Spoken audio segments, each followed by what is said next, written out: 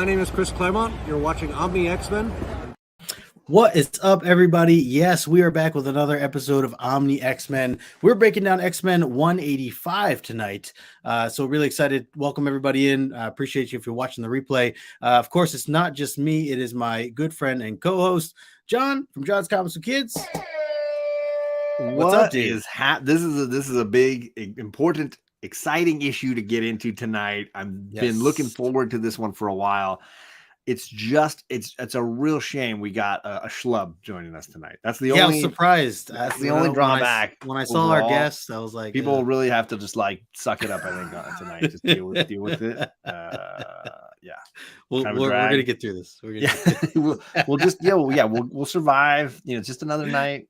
You know, focus on the book. I'm joking. Honestly, I got the chance to meet this gentleman at MegaCon last year, and it's about to be MegaCon here this coming Thursday. And I've done a ton of just absolutely moronic things with this individual. There's footage; it's out there. I'm really excited to have him. I think this is his first Omni X-Men show. I think it is. I think it is. I think it might be. Interestingly enough, our guest was up on my second, I think, or third guest ever on my Comic Collector Origins back when I was doing that show for a while. So certainly nice to have him back on the channel. But yes, of course, we were talking about our good friend, our guest, highly comic bro. Hint, hint. He's coming out. Here he is. Wow, you're looking great, Raul. Whatever you're doing, the skin regimen is working. The hair. What's up, guys? What's up? Good to see you, my brother. How you doing? Oh, I'm doing great, man. Thanks for the invite. This is gonna be fun. I can't wait, man. And I know you're getting pumped for MegaCon. You got the Orlando, the Florida contingent is converging on Orlando plus sounds like an absolute stellar comic community representation.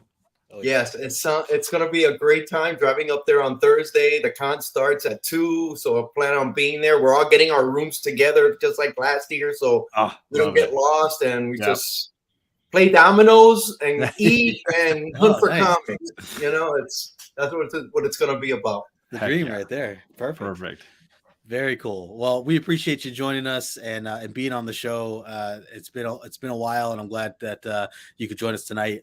If anyone that's watching now, or if you're watching the replay, if you're not following Raul, you certainly should. I put his information in the description below. Reach out to him over on Instagram. Raul, you've been on a ton of our YouTube channels and over on Instagram and everything else. So we've been connected for it's been at least before the pandemic, easily before the pandemic. So just been great knowing you, and glad that you're on tonight. So yeah, man, thank you so much. Absolutely. And ignore Marcus because he's clearly trying to shame you even minutes into this. I was just looking at his comment, bro. That's the one time I saw something Raiders, and he's not happy about the Chiefs thing either. I wore my just for you. I wore my fantasy football shirt tonight. Nice. Look at you, John. This is the only football clothing that I own. Is we're gonna lend them our stadium for the Super Bowl. Okay, we're lending the stadium this year. Yeah, that's very generous. Hey, the way I look at it, I saved a lot of money because I don't have to now buy a ticket to the Super Bowl. So there you go. Get some more grails, maybe. Sorry for the Ravens, man. Sorry for the Ravens. All good, man. All good. I want to remind people too, we are going to be back on John's channel, so make sure you're subbed to him if you're not already. If you're new or you're not familiar, we go back and forth on each other's shows every other Tuesday at 9:00 Eastern. So we'll be there for 186 next up. So with that said, let's say a quick hello to the chat. And then we'll jump into some fun rapid fire questions that we have. So let's see. What? I see. John, you're on. Here's the thing. I don't see. This morning. Oh, because this morning. Justin had the show scheduled for AM and not PM. And Magic Lasso was in the chat this morning saying, "I'm waiting. When's my show starting? I'm ready." So he better be here now too. Then I waited the entire day for letting us know that it was scheduled and we can fix it. He actually is working late. He'll probably make it for the trivia at the end. Okay. All right. Well, yeah, we appreciate it, Ryan. Let's see, JP. I gotta really make sure I watch what I click on for JP and a few other folks here. Good to see you, JP. We got Albert Loves Comics. Good to see you, Albert. Hello. Jackson Roy Kirk hanging out in the chat as well. Old Wolf. I don't see Old Wolf. No, I think he's working late tonight too. He said something was going on. We got Ryan Colossus Collector in the house as well. Good to see you. Gotta scroll. We got Eric Sidequests. Hello. Good to see you, my friend. All right, I'll highlight this one. This was all right. Yeah, Lamar will be back. He will be back. Good to see you, Marcus. Let's see. Skip all the rest for a little while there. Candace in the chat. What is up, Candace? And we got our good friend Kenneth Bird with us as well. Although I do agree with Colossus Collector. I'm looking forward to that Deadpool 3 trailer that'll probably drop during the Super Bowl. That should be very entertaining. And there you go. Justin and I, it looks like, might be over on the Colossus Collector coming up here in the coming weeks. So we will keep you posted on that. And apparently there's a cat guest star. Cat. It's a cat. What are you doing? We got Damien Sleepy Reader in the house as well. Good to see you, Damien. MegaCon, I'm hearing. He's going to be there too. Love it. We got Adam Make Stuff Up. What is up, Adam? All right. All right. So let's so before we get into the issue, again, I want to remind everybody, stick around after the episode, after we break things down for the book.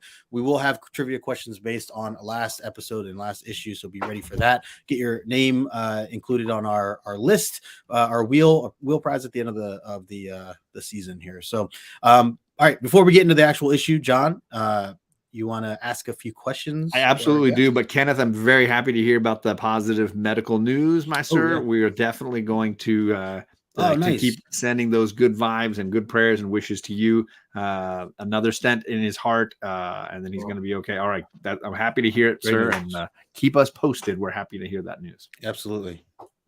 So, yeah, we've been doing rapid fire questions with our guests to get to know them. A lot of yes, no's, or pick one or the other questions. Would you rather, Hialeah, if you were going to be able to live in one of these two buildings, would you rather live in the Baxter building or the X Mansion? Oh, X Mansion, bro, all day. I mean, I'm a big X-Men fan, dude. This is my original. I bought this off the newsstand. I've been into X-Men since I was like. But I mean, 10, on the dating side alone, you get more singles. Right, you know the only lady in the Baxter building is definitely taken. Yes. Wait, real quick, Raul, do you still have that Colossus statue that you had? He's right. I put him up. Okay. Yeah. Okay. I don't know. He's a little bit hard to see, but I see him. Yeah. He's there. Oh, there he is. I remember when you first got that thing. Oh man, I love it. I freaking love it. It's still my favorite. It's so much, and that's the only thing about this issue. There's no Colossus Collector, Ryan. Yeah, okay, bro. I've been Colossus, dude. right. There's no Colossus in this issue. There's no Colossus in this issue. Well, then I guess I know the answer to the second question. Who is stronger, Colossus or Rogue? Colossus, bro. Okay, I'm going Colossus. I love Colossus, bro. There you go. Let's see. Who would you trust most to be your pilot in the Blackbird? Storm or Cyclops? Storm. These are so far. I'm agreeing. I like these answers. This is correct. What I wanted it to be.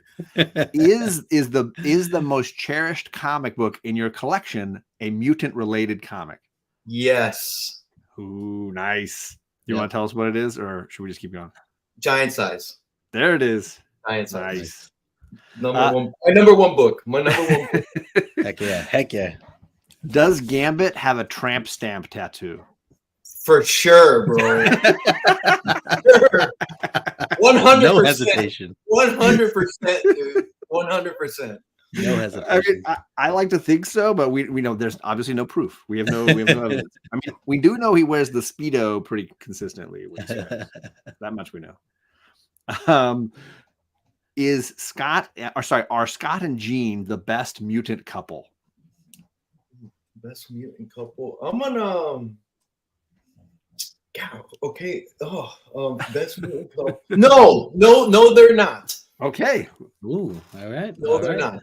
All right. Are redheads dangerous? Yes. I love this question because I have redheads in my family and it just makes me giggle. Could the Justice League defeat Claremont's X-Men? No, ain't gonna happen, bro. That's right. No, dude, I don't care how. Superman's pretty tough, man. I'm super biased. I don't care. It ain't it ain't happening. All right, I got 3 more here. Is Cyclops the best X-Men team leader? No. Ooh. No. He didn't even let me finish the question. He's like, yeah. Stop talking. He cut you off. Would you date a telepath? I'm gonna have to say no, man. No, dude. There's a lot of crap in here going on. My own thoughts. Nobody needs to see that, dude. It does not need to be shared. It's all in here, and that's where it's staying. Speaking of, Callie in the chat says, "Did you check Hialeah for pants?" You know, I'm not going to check. Callie. I'm not going to check. I do have shorts on, but they can come off if you like. They can come off if you like. You're scared. Shirt is optional too. Shirt is optional. Hey, that's Florida living right there. Hey, bro. Shirts and shoes are optional. Right. All right. Last question is Professor X a jerk?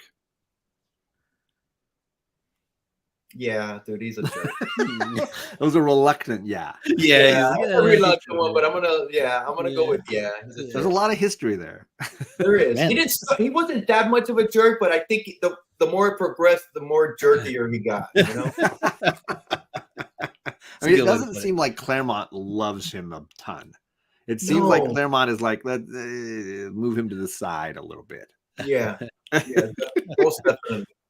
Well, thank you, sir. I appreciate you having a few laughs with us. Thank you for being easy on me. There you go. He survived the questionnaire.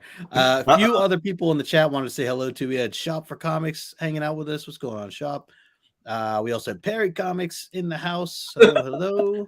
Not going to MegaCon? What's going on, Perry? I don't know what's happening there, man. Epic fail. Perry not going to MegaCon Comics. There you go. It's his new channel. Yeah. Jedi Knight in the chat as well. Yeah, that Colossus, right? That's what I'm saying. Storm Servant. I'll take it. Let's see. I feel like there was someone else in here. 2 more. 90. I saw 90 in here. That guy. Good to see you, 90s. And Brian, LCS in the chat. What's up, Brian? What's up, Brian? He's going to MegaCon. I think he's going to MegaCon. Nice. Everybody but me and John. Well, I need to hit some New England area cons next time I fly out that way. That's my goal next time, is something in that range. Although I hear Hero Con is what's that, Georgia? Here's great things too. Yeah, down south. In North Carolina. That's the con, man. Yeah. That's the con you need to make. There's like 4 or 5 on my list. There's some in like that Portland area that I want to do. Obviously, there's some in New Jersey, New York area, the Heroes Con, and then of course C2E2. I gotta do C2E2 one day. Yes, I gotta do that too. Brian said he's there on Friday. This one right here, Terrificon. Both of you guys need to come up here. That's what the New Jersey one, right? Yeah, it's in Connecticut, but yeah, Connecticut. Sorry, in the Mohegan Sun. Yeah. Yep. Heard good things about that one. Crazy, yeah. People are out. No one sleeps like ever. Everyone's just it's nonstop. Nice. Anyways, all right. So let's get into the book here. Let me bring up my my slideshow here. All right. So we're talking about the Uncanny X-Men issue 185. It's been a bit of a journey here, and we're getting into another Rogue issue. I'm going to start off with the cover. John, pass it to you first. What are your thoughts when you had first seen this cover? What did you think of it? I mean, I like this cover a lot. Even the parts I don't love, like Rogue has clearly a broken neck, work for me because of like the design is to make her super creepy, and she definitely is. I like the posture of Storm. I like the claw hand of Rogue. I like the background. I don't know why they're standing in a pool, but that's cool. I'm down with all of it. Yeah, this cover gives, like, especially as a fan who was like maybe reading these and like, I don't know that I trust this Rogue character. She's a new X-Men, then you get this cover and you're like, oh, did she flip the script on us? Like, what's going to happen? I'm interested. Yeah, agreed. Raul, what about you? What were your initial thoughts when you saw this cover for the first time? I love it, dude. It's so menacing. You don't know what's going on, and it's like, dude, what's up with Storm? You know, and Storm Mohawk punk rock Storm is my favorite Storm. I think when they did that, it was like, what's going on? And she's fabulous. But yeah, it's so menacing, and we really didn't know too much about Rogue at this time, you know, so we were still figuring it out. But except that she loved full-length sweaters. We definitely knew she liked those sweaters. Very 80s. You look up her profile. That was the only thing. Yeah. All she needs is a shoulder, showing the shoulder off one side. Off one side. That's what she needs. That's all. That's the only thing that's missing. Molly Ringwald was going to play her, and it didn't work out. Well, I'm with you guys. I definitely like this cover. I feel like it's one that I've always, just sparked up questions of what is happening. And especially as we're getting closer, I'm still like just seeing this and like not ever reading this prior to, this week. I was like, why is Rogue looking as evil as she's looking, and what's going on there? Is this even Rogue? I was starting, my mind just went into like, is there like a robot that the villain here is it's not the first time that's happened, right? Right, like all these other things. I'm like, all right, like because Rogue wouldn't. And Storm's not looking good right now. It's not good. So yeah, that definitely kind of threw me for a loop, and I do like the fact that it does tie in to what we read in a very, in a different way than what you would just automatically assume. So totally, that's why I like the cover. So all right, let's get into the slides here then. Right off the bat, we have Public Enemy. We have, and I gotta ask you guys, how is it Gyrick that you guys are pronouncing it? Yes, Gyrick with it. Like I always know it as Gyrick. That sounds good to me. That's okay. I was going with Gyrick as I was reading it. I'm like, could it be Gyrich? Like, I don't know. So we basically get a rundown of Gyrick, who works, under the government, essentially highlighting the dangers of Rogue and what she's done recently, how her powers work, and why she's such a threat. And then on top of that, what they think she's recently done, which is take out a SHIELD member, or essentially kill a SHIELD member. So there's a lot that the government, has their reasoning as to why they think that she's as dangerous as she is. And then, of course, he reveals that he has this new weapon, or the government has this new weapon that essentially can take out mutants in a way that what they think would remove their powers. Of course, we know that there's a little bit more of a catch to all of this, but seeing just these first 2 pages, and really kind of like a dual splash page in a way, even though you got a couple like side panels, it's still a really cool way it's kind of laying out there. John, I'll pass it to you first. What are your thoughts on just this initial opening set of scenes here? I love I love when the humans are the biggest villain that mutants have to face. Anytime that they have that problem, I find it compelling. And so this is obviously very interesting. I don't know that I love the giant picture of Rogue, because it does seem like it's just another panel, and you're like, what's she flying through there for? The layout's a little, and to Candace's comment, like, does she always fly like that? That's the way to go. That's a different way to fly. But I do like the speech. I do like the way that they've clearly been compiling this information. And then, of course, the like we saw it last week with Forge's first appearance, this gun that is clearly important going forward. And now we could predict it in the last issue. It's going to fall into the wrong hands. And here it is. These are the wrong hands. Yeah, exactly. By the way, Ryan confirmed that that's how the 90s was saying it. So there you go, Gyrick. Yeah, no, you're absolutely right. Seeing where this gun goes. Raul, what were your thoughts here on these opening scenes?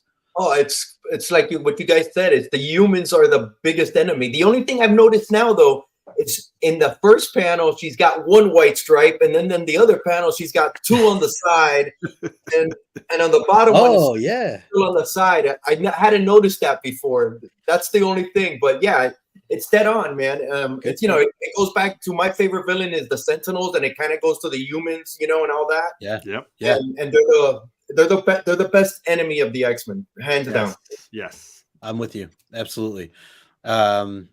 Yeah, JP, great job, Forge, you big dummy. Yeah, so for those who don't know, this is the new gun that Forge had created, and as we'll get more into that as we go, it certainly he created, didn't test, and gave away. Yeah, was not. Yeah, I mean, he didn't really think this out. There's several bad steps there. He even gave it to him. Was like, I haven't tested it. I don't know what the heck it'll do. Here you go. But here, take it. Yeah, it's a very Reed Richards moment. See what happens. And then he gets mad when he sees what happens. It's crazy. Yeah, and let's jump into it. So, so the reactions here, first and foremost. So we know that it's Valerie Cooper and it's Raven. Raven, as she's undercover. They think that she works for the government. It's really Mystique, and clearly Mystique very upset. What the heck's going on? You can't have that gun. How did you get it? Give that back. It's not even tested. She explains everything that we were just kind of talking about. Like, this gun has not been tested. No one really knows if it works, if it could potentially kill by accident. It might not do what it's supposed to do. It could be worse. And for the government and Gyrick, he's just like, this is exactly what we need right now. It doesn't matter if it doesn't work. We're going to try it out because it could save lives, is what their mindset is. Viewing mutants as the danger that they view them as. So, and of course, Valerie Cooper is like, sorry, this came from the Oval Office. This is not our call, and frankly, it doesn't really. It's not your business. It's kind of what they summed it up to her as. It's not your choice. So you had that going on, and then meanwhile you have Storm coming in to talk to Professor X, who is talking to Rachel Summers, who we had seen from last issue as like a surprise show up. This Rachel Summers being from another universe, essentially, or from the future, I should say. And we're still not quite sure what's going on with that storyline. But she does interrupt to say, hey, Professor X, Rogue is missing. This is not good. Need your help. And so they basically go tend to that. And meanwhile, they leave Rachel alone. And then you get the scenes on the right there where Rachel really is second guessing her mistakes of being where she is. She keeps saying that she's in the wrong past. So clearly she's come from the future, but she's in the wrong past from what we learned from last issue.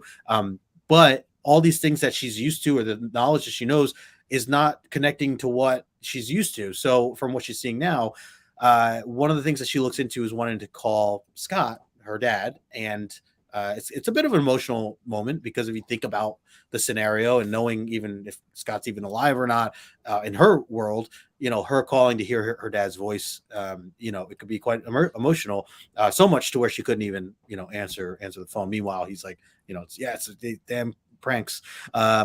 So a bit going on here. So Raul, I'll pass it to you first. What are your thoughts here with, again, kind of the screw up of Forge giving away his gun and Valerie Cooper and the president, everyone else kind of giving the okay to use this thing going into without testing?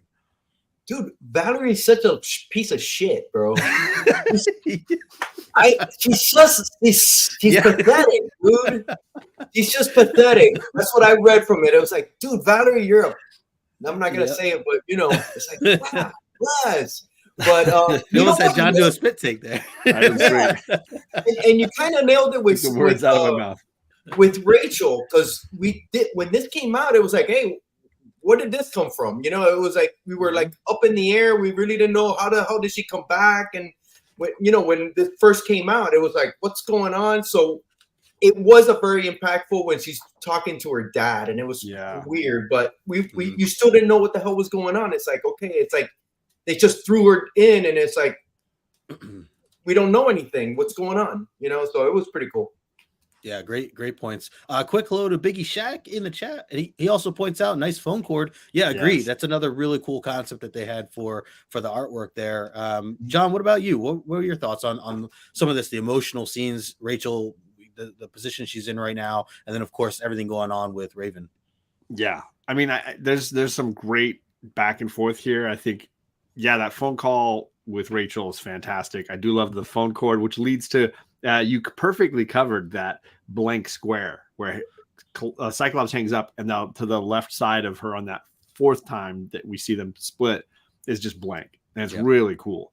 I love the panel at the bottom middle of Storm where she's like all in yellow, like almost hit by moonlight. Looks so cool. Really great color work happening here. I really dig all of that. And we've complained about Romita Jr. and his face work and the artwork. And I love all of these faces. Really strong expressions, really strong emotion. And great stuff going on. To the comment that let's see who made it. Adam says, so Mystique had a chance to intercept that gun and she blew it. Yeah. You had it in your hands. You could have replaced a microchip, broken something. It was a prototype. It's not like they can make a spare. Like you had a chance to like tinker with it and just screw it up. You blew it. Right. Yep. What did you think they were going to do with it? You're clearly here because you don't trust these people, right? Station Bobby. No, great points. And sorry, I was trying to highlight some of these great comments as we were. Can I just say one thing? Yeah, please do. All right, this is 185, bro. I messed up and I thought I had 183, so I read 183, 184, 185. I started reading 186. I started reading 186. I thought I was on all those, and then it was like, oh shit. Next week, it's not me. You got to keep coming back. You got to read all. Well, that kind of worked out though, right? Just to keep your memory fresh. Yeah.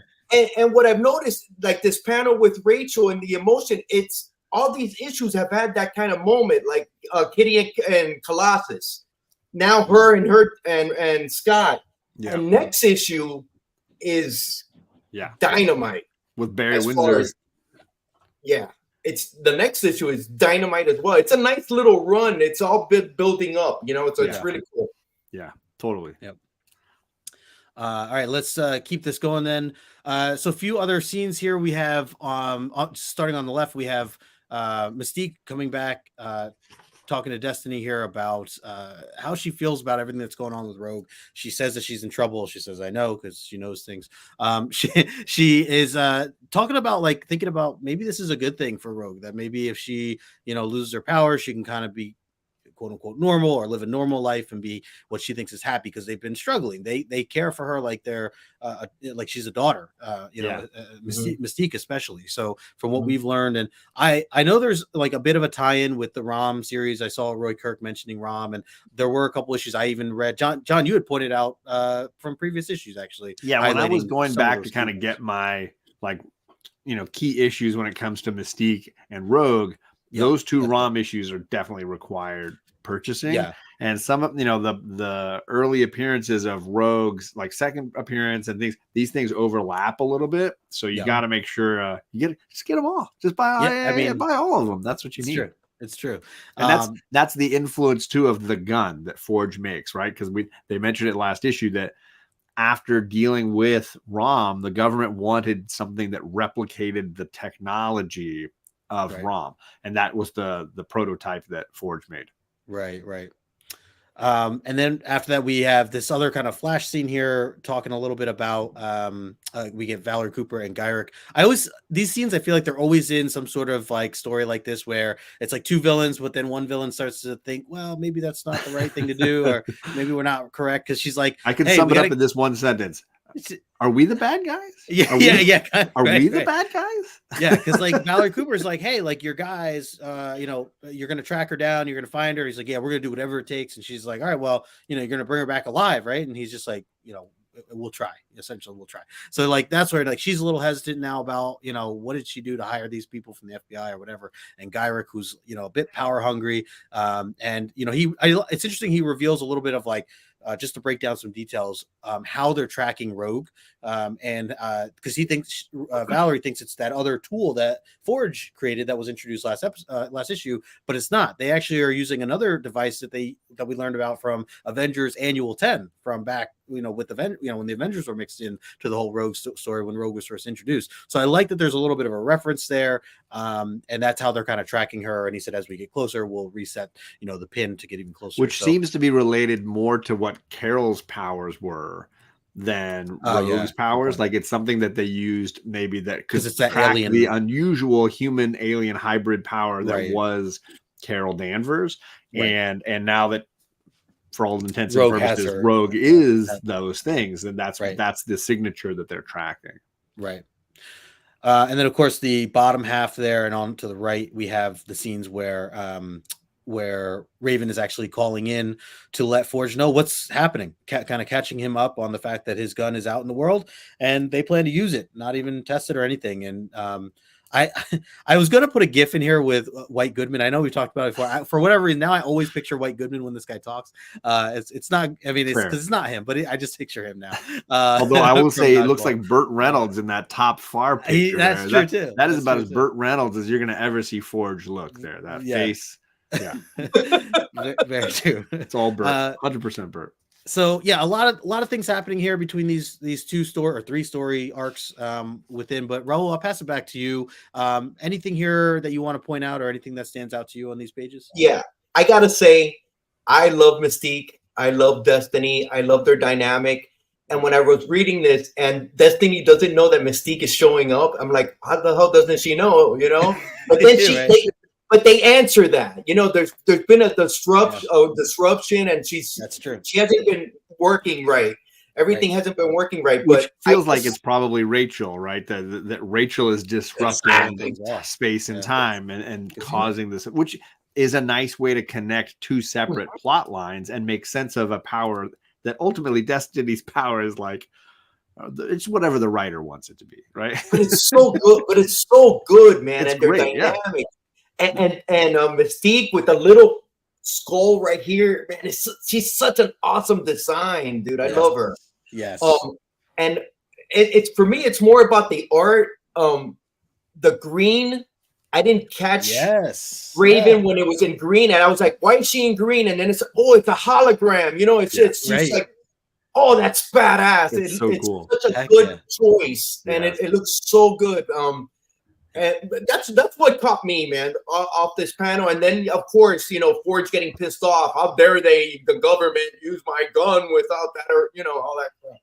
But I really like this panel. These 2 pages. It's really good. Absolutely. Well said. Is that what you were putting in there, John? Yeah, Rebecca Romaine Stamos. Yeah. That's the face that we like for Mystique to have, like, on the regular. I didn't know how to spell her last name, so I just didn't like the lettuce. That's perfect. Can't go wrong there. John, anything to add? Yeah, I definitely want to read the line that is the most ridiculous in this whole thing. And which one? It's Forge. After he gets the news, he says, "Our agreement from the beginning, Raven, was that my weapons were not to be used under any circumstances unless I released them." You gave it to them. You gave it. That's releasing. Like, what more do you want? You gave the government a weapon. At what point are you indignant in this entire conversation, Forge? Like, this is you know, this is not, you're not Oppenheimer. Like, this is legit. Like, come on, man. You got to see it coming. There's no question here. Yeah, that's ultimately it, right, Adam? His indignance I find hilarious. It just makes me laugh. Yeah, she's not Stamos anymore, but you don't. You throw you just throw. Anytime you can throw a Stamos in, you just throw the Stamos in. Mm-hmm. I love J Law. I have no problem with J Law, but Rebecca Romaine is Rebecca Romaine, man. Yeah. I mean, just come on, that always works. Yeah. All right, let's keep this going here. So we changed gears completely as we finally get to see where Rogue is, and she's hanging out in Mississippi, essentially, and kind of on a little bit of a vacation. I wanted to point something out here. She is jumping, in this river. She kind of just feels free now. She's got everything off her mind, kind of vacation vibes. And at one point, there's a boat that goes by, and I want to blow this up here because there's some things that we get from these guys that are whistling off the boat. But I like the quote because they actually say whistle in the quote, and it just reminded me of Ted Lasso when he said I was talking about that guy about that quote with Magic Lasso the other day. Whistle. Whistle. Yeah. How do you make a whistle sound in onomatopoeia? Like how do you make that sound? What does that look like? Yeah, no. I don't even what letters do you pick for that? The other thing I was going to highlight is that they put a phone number that says 555-0187. Ask Fo Jody. Is the other thing that these guys are shouting from the boat as they're kind of harassing her. Anyway, so what? I'll go back to these screens here. So she's essentially checked out, and she kind of she's struggling, right? She's going through this, trying to deal with her powers, how they work, and her not having full control. So she's, kind of gone off in this place where she explains as she gets interrupted by Storm. she explains that this is the place she likes to go when she needs to get away from everybody. And she also shares with Storm that this is the first place that she learned about her abilities and how they work, because it was with a boy that she was with. And you know, and it kind of reminded me of like Bobby Iceman in the movies and things like that. Obviously they changed this a little bit. I mean, even in her first, when she first appears on screen in the first X-Men movie, she's kissing a boy in her bedroom, and it's happening. We see that moment. Yes. Yeah. So, you know, it's just interesting to see learn a little bit more history about Rogue, her emotions from this, and then Storm points out like, hey, because she's torn, right? She's saying, I don't know even where my loyalty lies. Like, you know, I wanted to be with the X-Men. You guys have kind of taken me in and helped me, and have been friendly, but obviously Mystique too. Like, I can't, you know, her and Destiny, I'm on their side too. So she's very torn with just a lot going on in life. And Storm, you know, stands out and says, look, I mean, we're friends, right? Are we not? Rogue gets a little bit of a laugh because she's like, yeah, coming from the girl who initially didn't want me even part of the X-Men to begin with only a few issues ago, which she makes a good point. But, you know, Storm has learned to accept her and want to, you know, be a mentor to her and include her in as a team member. So there's a lot of great, you know, dynamics between these two. And obviously, even with a short period of time, they've gone through a lot, even just with, you know, how they view each other. So I just think Secret Wars, even in just see with Secret Wars. Oh yeah, that's true. That's true. And then of course, before we get into some of the hand stuff, anything here, John, I'll pass it to you. What are your thoughts with, you know, her going off Mississippi and going for a swim and having guys yell the word whistle?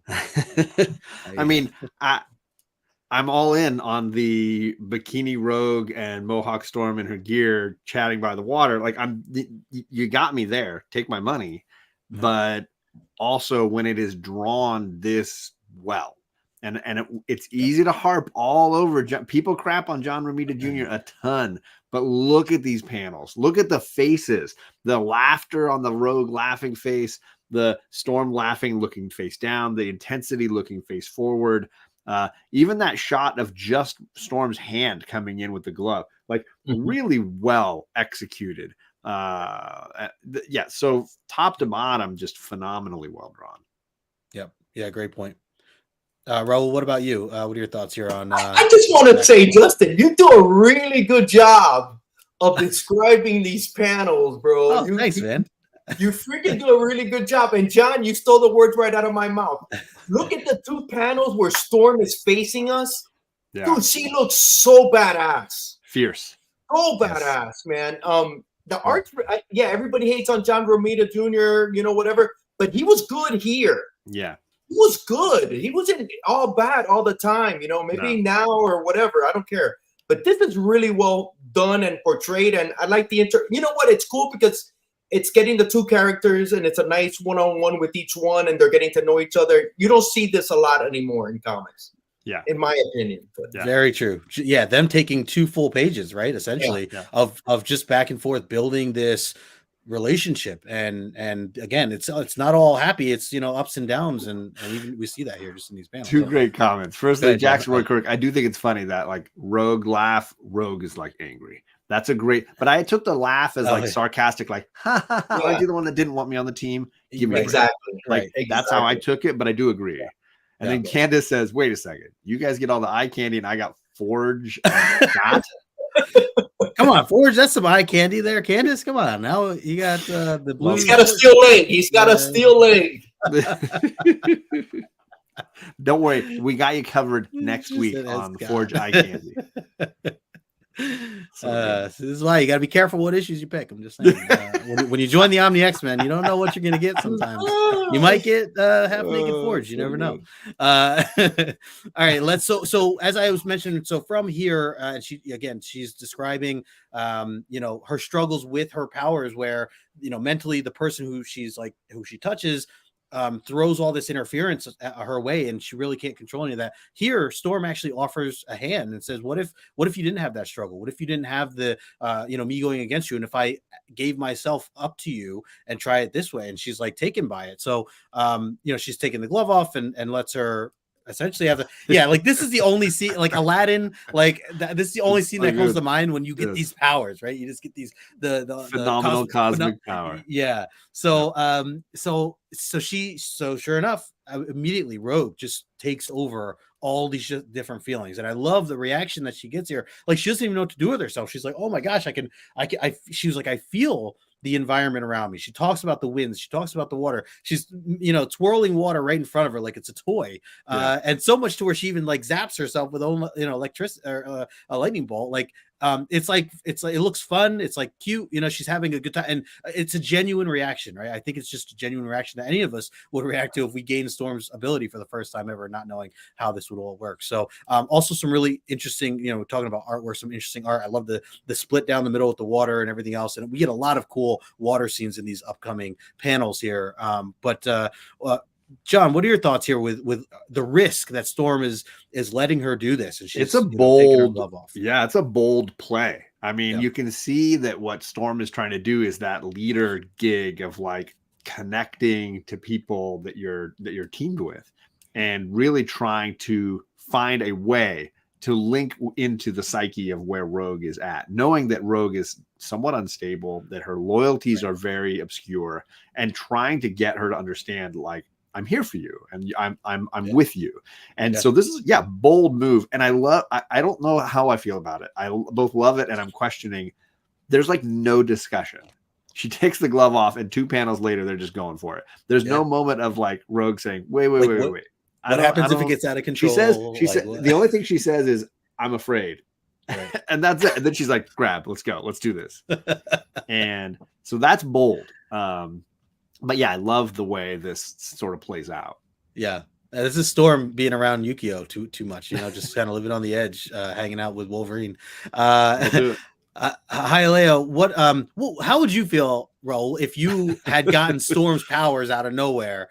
So much so to where you're almost distracted, right? Like, just imagine what Rogue's going through, right? Oh my God, that's got to be amazing. That's got to be amazing. You're like, you're the Storm Witch. You're in charge of everything. But let me just touch up on something. When this issue came out, all we knew of Rogue was that she stole Carol Danvers' powers, right? We didn't know all that's happened since, right? We still didn't know who she was. That panel where Storm is taking off her glove and you're reading that for the first time, and all you know is that she stole all of Carol Danvers' power. It's like, what is going on here? And they just hit you with it, and boom, boom, boom, boom, boom, boom, boom. Right. It was shocking when I would read these. I would get them and come home, and I would read them and then wait for the next month. Yeah, this was amazing when it happened. It was like, what do you mean you're gonna let her touch you, bro? You don't know what she did? It's like, are you crazy? It was really good writing, in my opinion. Totally. It was really good writing, putting this little twist in. It was shocking if you look at it that way. 100%. Yeah. And like you guys are saying, like, the idea of the risk that really was taken was clearly not thought out in the fact that this was only 2 to 3 panels and they just connect and then it goes from there. Right. And this is why I like these upcoming panels, because Rogue is so she gets distracted almost because of how much power she feels, and she doesn't even know what to do. And this is kind of what leads to, the cover that we were talking about a little bit. And we'll go into these next set of panels here. But she, as she like gains control and loses all this, everything, and doesn't know what to do with it. She almost forgets about Storm. And then as she's remembering Storm, she gets zapped in the back by a laser. And it's messy. However, it doesn't take her out completely. And she realizes that there's an agent or FBI that's calling her at her name. She knows this is not good. She sees Storm is knocked out currently from what just happened. And she wants to try to protect her. So she thinks, okay, if I fly away here, at least try to get away so she's safe at least. But her powers are certainly drained to some degree. Again, we're learning what this gun can do, but we can only assume, okay, this is the gun that's going off. And then of course we see Gyrick, and she crashes through the tree, so she gets away for a little bit. It's enough time just to buy a little bit of time, and then and I'm going to keep going here, and then we can you guys jump in after. But from here, as she gets attacked, she tries to create this tornado that throws Gyrick off with Valerie Cooper, the green car, everything that you see flying there. The only thing is, again, because these powers are so new to her and she doesn't know how they work, essentially, she overdoes it and she creates a hurricane, as it's mentioned here. The hurricane itself not only does what she wanted it initially to do, but it also affects the waters, the ocean, the boat that's there. I was gonna have a Titanic gif here, but essentially the boat that gets rocked here, and there's a bunch of other things going on that really put everybody in trouble. And in the meantime, she's thinking to herself. I thought there was a really interesting part. It's in the middle panels there. She talks about how there's this reaction that she has about the innocent bystanders and how she cares about them. Like, oh my gosh, I accidentally did this thing. Those people are now in trouble.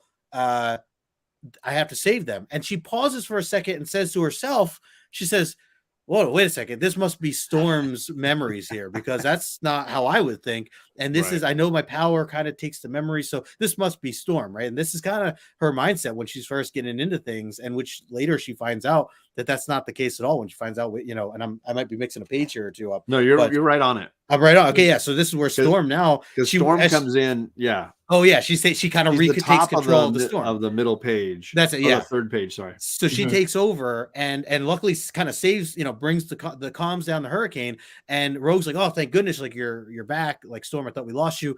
It's crazy. I thought your memory. And she's like, wait a second, when did you wake up?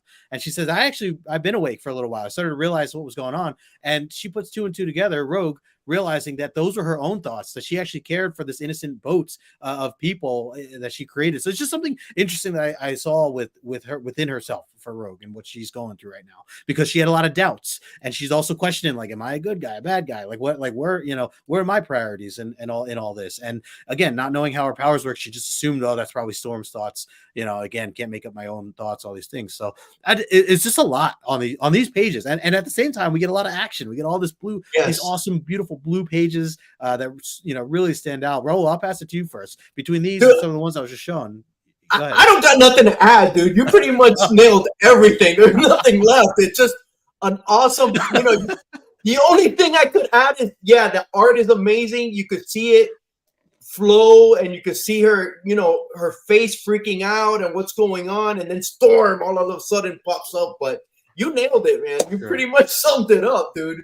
See, this is why my shows go for almost 2 hours every time. I'm starting to understand that now. I need to. I almost feel like that Storm, like, flying up pose is her saying, "This is how you fly. What's the sidearm thing? You put them up. You do this. Yeah.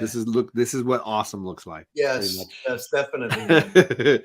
But I think the interesting part too is understanding what the impact of an Omega level mutant power would be if you were unable to control it and just got it instantly. You just had to take that in. And you see Rogue struggling to master this thing that Storm has spent, years working to control. And then, of course, she just comes up and just calms the Storm, literally.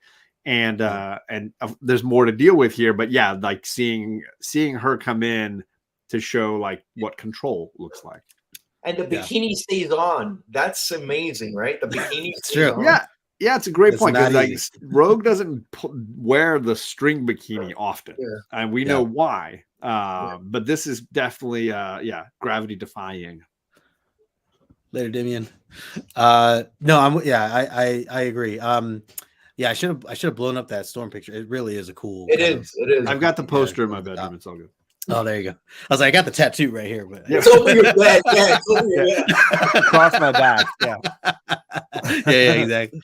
All right, so let's keep it going here. We have so now essentially they're trying to save the boat. Storm gets everything back under control, saves the boat, but of course Gyrick is there to ruin the day again with that damn gun and his soldiers that are with him, and they bring in reinforcements, the fighter jet that's flying over top, and you see that he notes to himself like, oh, I've been using this gun on the lower setting this entire time, let me adjust that. I'm like, oh my god, there's a higher setting than this. Like, this is great. Like, I thought because of Rogue getting hit, just she was so strong that her body was fighting whatever that laser was, but turns out he was just using the low setting this entire time. And then of course we get this devastating set of panels here where Forge tries to stop the gun from going off. Unfortunately, it goes off anyways, and Storm looks that she shoves Rogue out of the way and takes the hit for her. And we get this incredible scene here with the letters coming down here as she goes, ugh. And of course, as she crashes in. So these are this was like, to me, I was shocked. So John, I'm going to pass it to you. What are your thoughts with this moment that we see here? Storm risking her life, getting in front of the laser, not knowing that this laser is turned up the next level.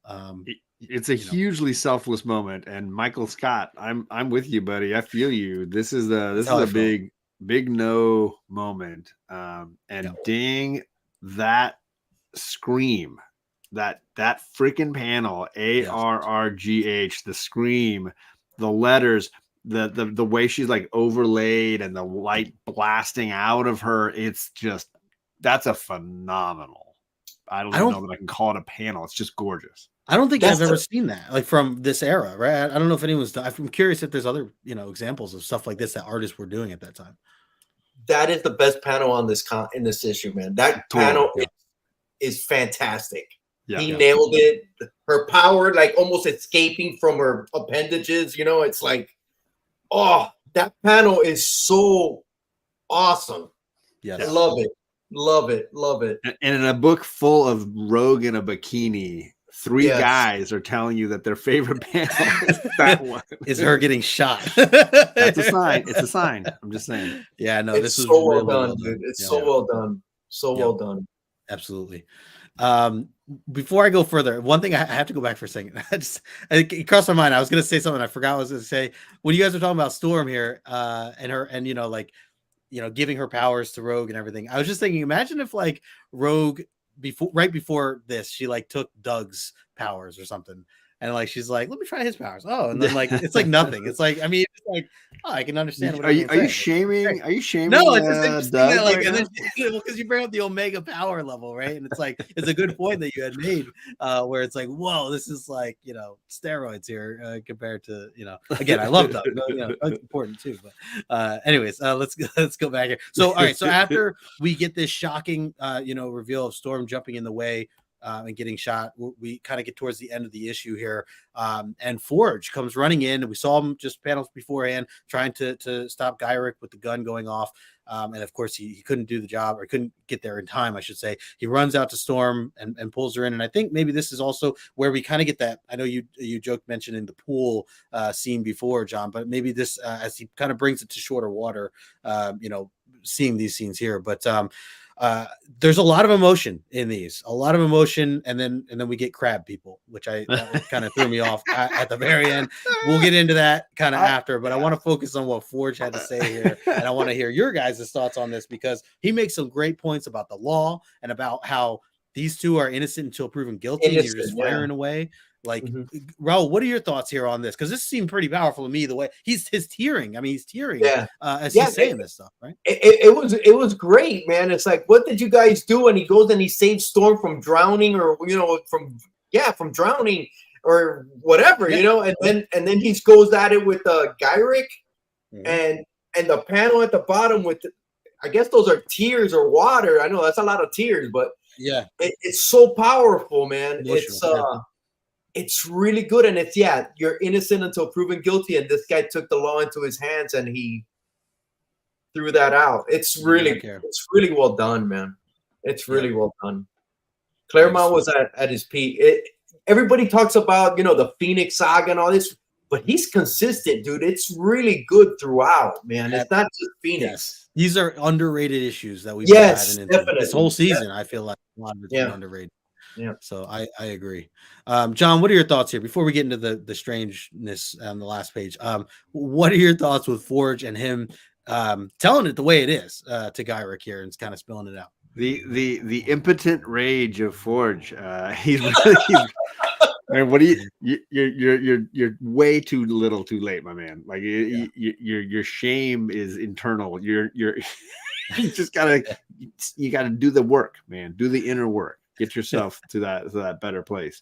He's not wrong, and it's incredibly, like, shocking to go from the flood water snowy page instantly to fire, and you're like, wait, what in the world is happening? But I love that jump. It forces you to lean in a little and read closely, like, wait, what's happening? And then it leaves you on that cliffhanger of, okay, who are these guys? What is going on now? So I like all that, and it sets up what is, for me, one of the all-time great Storm comics, which we'll talk about next week. That Barry Windsor Smith, baby. That's a big one. Can I just say the thing about Forge? He was just introduced in the issue before. Correct. Yeah. And they're giving him all this powerful stuff, and you don't even know who this guy is, basically. You know, right? You haven't been through it with him, so that in itself loses the importance of he feels bad and all this, but you don't even know who this guy is. You know, that was, if anything, that was a misstep. He should have been introduced maybe before that. But that's just me. But they do a great job of because I know sometimes you get those characters that are introduced in one issue, throw away, and then they might show up a year later.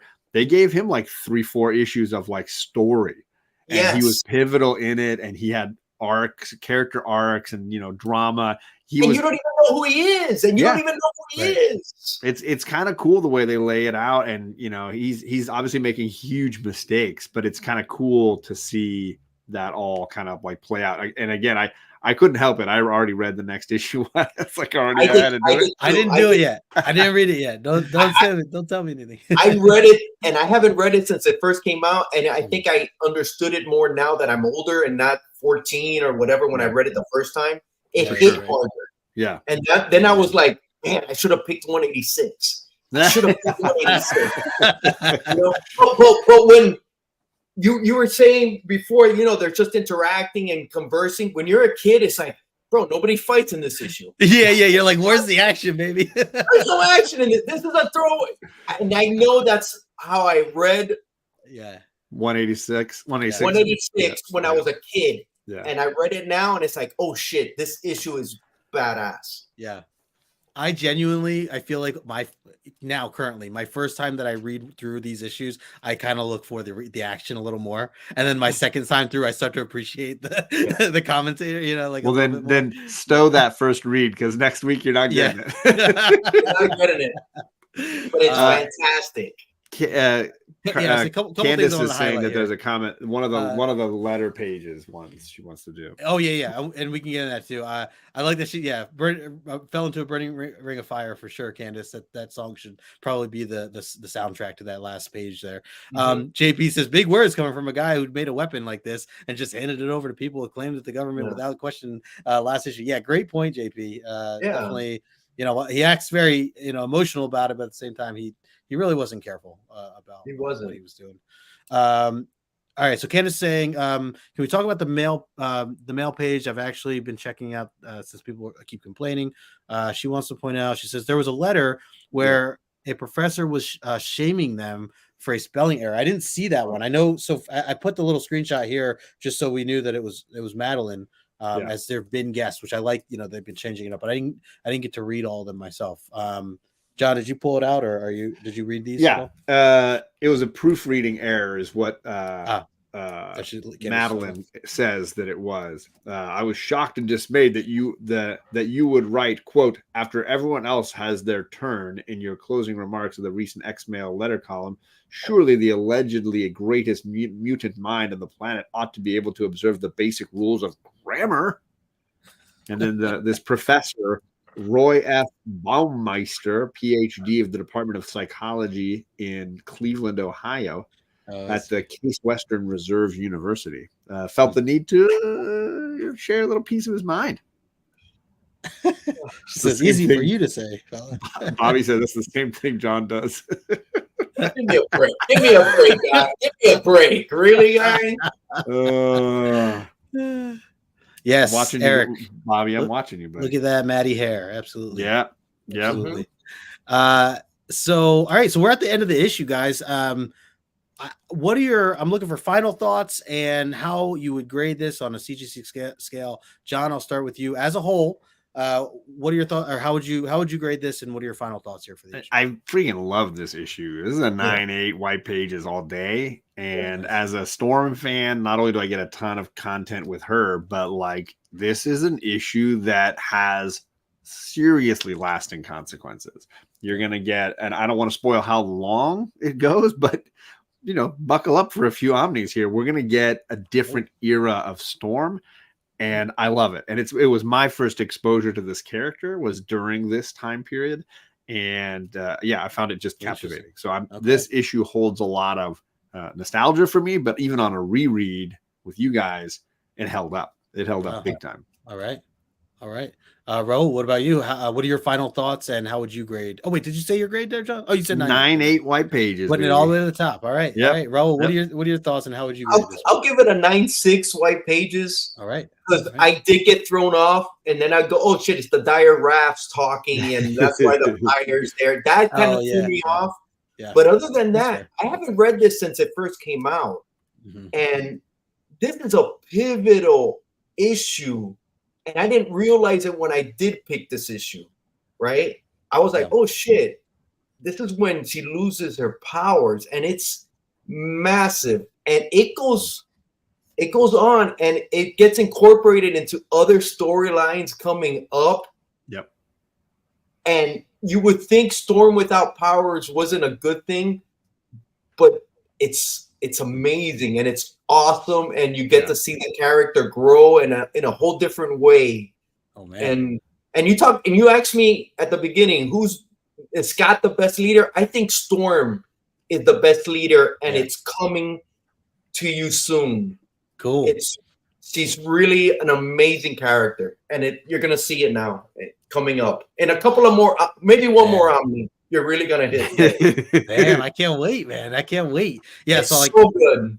Being new to all this, like reading it right off the bat, like each time we're hitting these, like it's. I mean, everything's been incredible, and this. I mean, I'm with you guys that this issue. I mean, and again, I don't even know the repercussions of what's to come, but just knowing the emotion that's gone through a lot of this stuff, I'm right there with you guys. I think a 9.6 is what I'm giving this as well. I saw some people in the chat giving it a 9.6. Bobby coming in with the 9.8 with the black string bikini. There you go. So I sorry for, I didn't really mention the very ending, but for those following along, not reading it, but just following along. Yes, these are tie-ins, as Eric had pointed out, from Rom. And we, mentioned a little earlier. The only thing with this and I agree, Hialeah, with what you mentioned, like it definitely kind of throws things off at the end. I wish if they were going to do this, because I know Claremont, he always likes to sprinkle little seeds, and he's trying to, and I know that ultimately this is just an effort for them to get you to read, another series, and I respect that. I just wish they didn't do it on the last page of the book. Like you almost take away the things Forge is saying because you get thrown off by questioning. That's fair. Well, what about all this other stuff? Like, I almost wish they just showed them a little bit more in the middle and just showed, because Claremont's certainly done that where you just get one page of something completely, left field or whatever. And that's fine. We've gotten used to that. So, but yeah, for it to be on the last page, definitely, I feel like just a slight weaken the issue as the idea of what an issue, is or should be. But regardless, obviously very high. The storyline, very strong. Artwork was fantastic. So yeah, I'm with you guys. I also wanted to highlight JP shocked. Says, wow. He goes, wait, we're already at the rating section and only in an hour. Justin is hosting. How is this possible? It's me, bro. It's me. Yeah. He's just a mover and a shaker. Eric's as well. Hey, by the way, Candace says, by the way, guys, I started reading Days of Future Past. Reading slowly, very excited to get into more. Okay. Yes, you only got 2 issues, Candace, so you got to let us know what you think. We're going to hit you up in the Lego chat later. Yes. Let us know what you think. So that's exciting. And yes, Ryan also 9.8 white pages, custom label. Love it. There you go. Adding in that custom label. Get ready for a novel next issue, Roy Kirk says. Okay. Yeah, it's a much longer issue. I'll read the audiobook. We'll get the audiobook. And I know Barry Windsor Smith has his lovers and his haters. His style is very, very unique. But it's always ingrained in X-Men for me, just because of Weapon X, Nice. Well, let's get into the numbers then. We are looking at 85. No, I mean, the key elements I had just put down. Storm loses her powers. That's kind of the big, takeaway that I had gotten here. We had a 9.8 CGC. Again, these are from Go Collect. These numbers that we're looking at. Fair market value of a 9.8 goes for 150. There were no 9.9s. There was no 10.0s. The census has 154 9.8s out there as of the day I took the screenshot. And then the 9.6s dropped down only a third, going to $55. If somebody was selling a 9.6 of this for $55, I'm buying. I'm just telling you right. That's the way to go, man. That's the way to go. Yeah, totally. Save $100 and still buy the crispiness. Mm-hmm. Yeah. So all right. Any last minute things here on the numbers or the pricing here before we get into the questions here at the end? No, I think it's a steal if you can get it, but obviously we all would tell you that it's not the best book in a slab because you got to read it. You're going to want to read it. Yes. Yeah. Very true. Very true. The interior artwork slays. Yeah. So. Yeah. Get 2 copies or get the omnibus. There you go. Then you can read all you want. Boom. There it is. There it is. There's the fresh one right there.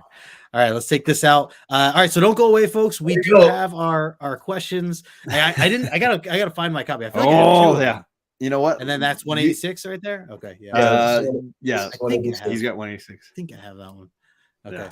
Wait a second. So hold up the 185 again. Raul versus John's.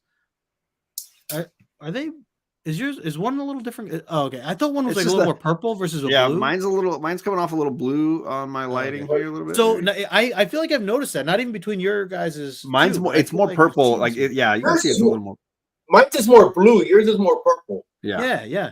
So I feel like I always thought this was purple, just from seeing it in shops and stuff. But recently, like just looking at it in the omnibus, and then yours, Raul, is blue. So I'm wondering if there's like 2 prints out there, or if it was just faded the way that they were printed, or what the deal is. I don't know. I wanted to share this with Raul because I snagged this hardcover. Oh, that is nice, dude.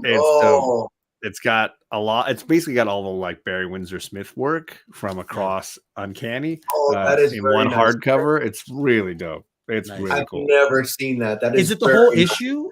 So it's a whole issue, or just Barry Windsor did the issue we're gonna do. He also did 198, which is the second half of this kind of storyline. He did 205, 214. And then some material from his first issue of X-Men, which was way back in issue 53, and this includes all of those things. Wow, nice. So it's just that storyline. They call it Life Death. Sorry, and that's the cover to Life Death 2, right? Correct. That's what that Storm figure is, right? And then this is an update to his cover for 205. Oh yeah, nice, dude. That is very nice. Yeah, it's a really cool. I believe that this is still being published. So I saw it at my shop for like half off. And I was like, take it. Chet is asking you, John, what cover is behind the paper cover? I guess the sleeve, the jacket, off the jacket on the one you just showed on the Barry Windsor Smith on the hardcover. What's on the inside? If you take the sleeve off, the jacket. I think it's the same thing. It's just black. Oh, okay. That's cool though. Still has the title up top. Yeah, that is very cool. Yeah, it's a cool way to. I'm looking forward to reading it at least once this way. Biggie Shack says I had a comic journal with the prelude to Weapon X. Pretty cool. I read it before I sold it. Nice. Yeah, it's a great story. So Bobby said ink ran low in the printer. I mean, the show has been known to be sponsored by Printer Ink, so we could maybe help with some of that. All right, let's get into these questions here. So again, if you guys are new or if you're not familiar, we're going to ask 4 questions. All of them are based on last episode and last issue. Keep that in mind. Some of it's not all issue related. Sometimes it's about the actual episode itself. But we're looking for 2 people to type in the correct answer into the chat. If you are one of those 2 people, the first 2 to get it correct, your name will go on the board. We have a prize wheel at the end of the season where you can win some really cool artwork that we're working on. Not we are working on, but we're working on commissioning. And then we also do a bunch of other giveaways at the end of the season. And we're going to share, we're going to share the original artist and some samples of their work next week on my channel when we're announcing it, so you can see some of their work and what that commission could entail, however you want it. And I have a sample from them that I purchased, so I can show you what I got from them. So if you win that prize, you might get something dope. Yes, and so I mentioned before, we're looking for the 2 correct answers, or if you haven't read the issue, or if you didn't watch last episode, you can still get in if you give a funny answer or an incorrect answer. The funniest one that Raul selects, that will also get 1 point added to the board as well. So per question. So we'll go through that. So Raul, pay close attention to some of those funny ones because you're gonna have to pick the funniest. So we'll start off, John, you first, my friend. Yeah. So last week we were talking about Rachel and some drama involving her return to our timeline. My question is, when running to hide from the evil witch Selene, where does Rachel seek refuge? Where does she hide? Where does she decide to escape from her pursuer? Roy Kirk says that Life and Death 36 to 45. 35, 30. I did not pay that. That's for dang sure. I think I was in the teens what I paid. We're starting to get some answers in now. JP says the bar from Terminator. I did feel that's a fair comment. So, John, you are getting some interesting answers. I don't know how you want to select this as the correct one because I don't know that I know the name of the club, so I'm double checking what the club is well, called. So there is a correct one. Club D? Yes. Yeah. Then I'm going to accept that. Officially, there it says there's a scene where it's up on the front. And it's on the back of the bouncer's jacket. So Club D is a correct answer. I did not know the name of the club till just now, so thank you for that bit of information. Good call, Ryan. Good call. Yes, Chet, you spelled it right. He spelled it right, man. We gotta give. I'll give it to the guy. Those are the two correct. Yeah, in a nightclub, JP, I would have accepted it. Although that now your answer is technically entered in the comedies category because that's this nightclub does remind us all of Terminator. Yeah. Let's see any other funny ones. Throw them out there now. Let's see. We had dance club, close, rave bar. Like a lot of these are definitely like disco club. Yeah, sure. You guys knew your late early 80s. Dude, I gotta go with the rave bar. The rave club. Yeah, bro. Come rave on, bar? right? All right. Yeah, bro. That's fair. I mean, I love JP's bar from Terminator is great, bro, but damn, nobody talks about raves anymore, Right. It's true. All right, Adam's on the board. Nice job. Yes, indeed. A discotheque. All right. My first question, let me make sure I read these in the right order from how I wanted to ask these. So first question for me is nope, this is not the right one. Where's my phone? Things are not updating on my computer right now. I was going to say you texted it to me. Yeah. All right. My first question is, what did Celine use to choke Nightcrawler during their fight scene? This is kind of towards the end of the issue-ish. Nightcrawler trying to help take Celine out. She was not having it. She tried to choke him out with something. What was it? I love that. I just read that, bro. I can't remember. I was like, can I answer the question? Do I give up my name on the board? Don't give up the answer, Raul. So good. Okay. So, all right, this is interesting. As far as correct answers go, and then I'll highlight some funny ones. I specifically, John, you see my text. I do. I said his own costume was the correct answer, not uniform. Chat. I'm sorry. It was the word is costume. It even says they even say it. Nightcrawler thinks that it's his own costume. So he's gonna stop watching this show. Hey, this is uniform is not correct. I don't know what to tell him. We're looking for right answers right now. You want a point? Make Raul laugh. I don't know what to tell you. Side Quest Comics. Eric is correct. He gets a point. It says his costume, and then we have Adam as well. Adam makes up his own costume. That's correct. Right? Those are the two. John, those I got those in that order. Okay, yeah. Ryan was just off. Sorry, man. So some funny ones coming up here. Let's see. Forge's hot tub time machine. Jackson Roy Kirk. Bobby says beer, or I don't know if he's cheersing us. He could just say beer, but that could be a legit way to choke. Totally by accident. Candace says Dazzler should have been there. Oh, she's referring to the last thing there. A pimp cane? Question mark. His shoulder pads. He does have those shoulder pads. Let's see the tail of the stuffed Nightcrawler. Oh yeah, the little toy Nightcrawlers, right? That could have been it. Candace says his cape as an answer. Roy Kirk says one of her songs. You're talking about Celine Dion, right? Jokes on the song from Celine Dion. A Scotsman's beard. Ryan says. Be fighting crime. Oh, in a uniform. I think it's supposed to be he. Oh, he. Okay, chat man, you throw me all. It's crime, not on a uniform. In. A rubber chicken. He chokes on a rubber chicken. Any of these roll as the funniest or one that stands out to you the most? I like the pimp cane, dude. I like the pimp cane. There it is. I like the pimp cane. Candace on the board for the evening. Nicely done. It's fair. All right. Next question. John. I love that you're laughing already because I texted him to you in advance. What iconic item was Forge holding that made its return in last week's show? Candace. Dun, dun, dun.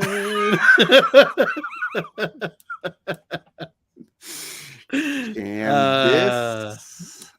Let's see here. Am I getting a little lag? I don't know. No, I mean, I see bare hands. That's from the question prior. Yeah.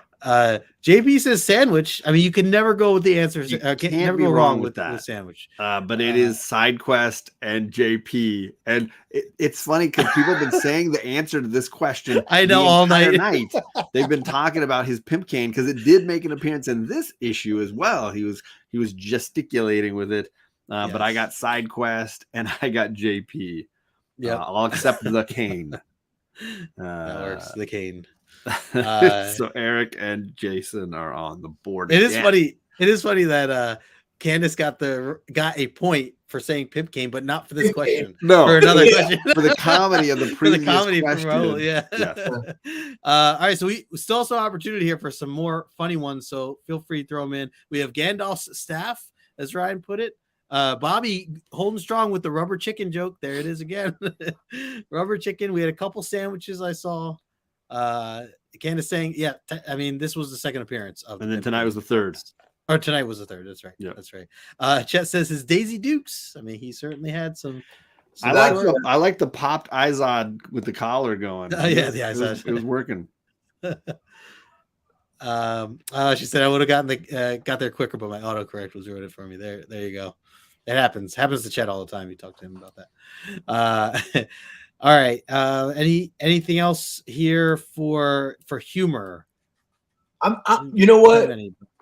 Bobby brought up rubber chicken, dude, but rubber chickens were such a freaking big deal when I was a kid. I had a rubber chicken, dude. I think I had 2 or 3. Yeah, that's a rubber, and I haven't thought about a rubber chicken since I was a kid. Yeah, so I'm gonna go with rubber chicken, dude. I got my first rubber chicken at Disneyland in the magic shop. Look at that. And I wanted it because Magnum PI always had it. He always had it in his closet. Yeah. Magnum did. Freaking rubber chicken, dude. That's big. Bobby coming in clutch there with the rubber chicken answer. Yeah, look at that, man. He knows it. He's like, "Yep, cheers." There you go. Yeah, people have. Where were you when Kennedy got shot? John has. Where were you when you got your rubber chicken? That's way more important. Chicken. Way more important. Great. Another chicken to choke around the house. There you go. Okay. My last question here. This is not updating. I'm just going to read it from my phone. I can read it off my phone if you like. All right. What did the nightclub owner, Nick Damiano, offer Rachel from his refrigerator? Remember, I was saying, hey, this guy is Nick Papagiorgio. He clearly was Nick Papagiorgio with the yellow jacket that he had on, the popped collar, all that stuff. So this nightclub owner offered Rachel something from his refrigerator. What was it that he offered her? Again, looking for 2 correct answers and 1 funny answer. So make sure you go for both if you can. Interesting. Okay, so I have to go. I was looking for a very specific answer here. This was what she quoted. So I am going with. Did you spell it right? Yeah, he did. Chet Scotland, first and foremost. So we're gonna go with Chet. And then, sorry, Ryan, can't give it to you with drink.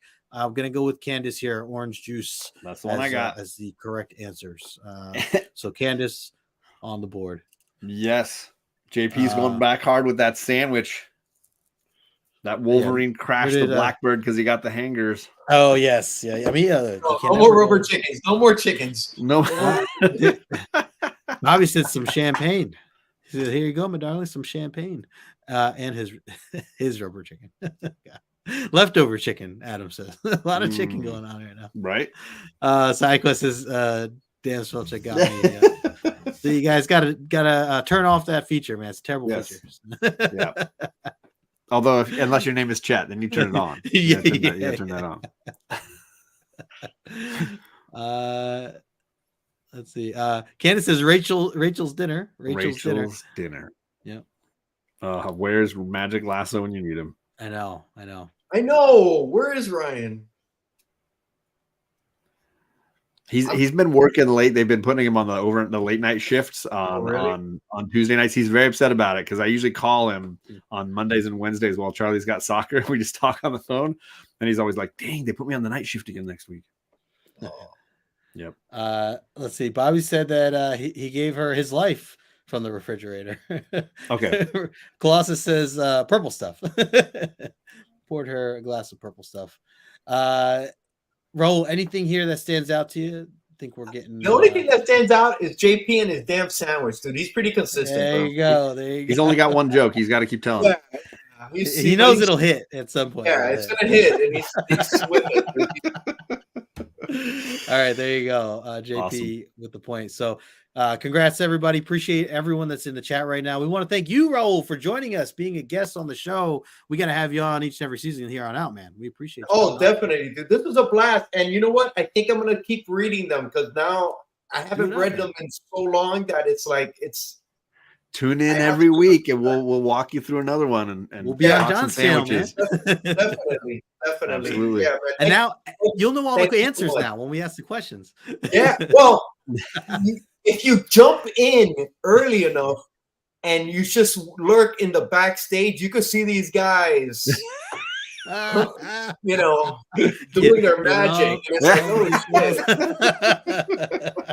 There is some planning to this show, you guys. There is a lot of planning. We're usually pretty clumsy though most of the time. But thank you so much. Thank you so much. This was a lot of fun. Yeah, man. Jealous of not hanging with you this weekend, sir, but I want to see a ton of photos. I want to see a ton of comedy. I wish you guys would be here. It's going to be a blast. I can't wait. Enjoy it, man. Get some good sleep the rest of this week before you go because Thursday's gonna be here. My wife already told me, I know how you're gonna be. I'm gonna miss you. And tonight you're fine, but tomorrow night you're not gonna sleep, and you're just gonna be freaking up all night, just waiting to leave. Yeah. It's like, go, just go have fun. Go have fun with your friends. I have no friends, but you have a ton of friends. You have a ton of friends. Go. Very good with that. It's great. Well, enjoy it, man. And again, thanks to everybody. If you are not following Raul, make sure you do so. I put his information in the description below. If you want to talk comics with him, hit him up over on Instagram. And again, a reminder, will be on John's channel next Tuesday at 9:00 Eastern. So be there for that. I think we have Daryl, right, as our next guest. I believe so. So looking forward to that as well. All right. Other than that, we're going to wrap up. So appreciate everybody. Smash that like button on the way out. Until next time, we will talk to you.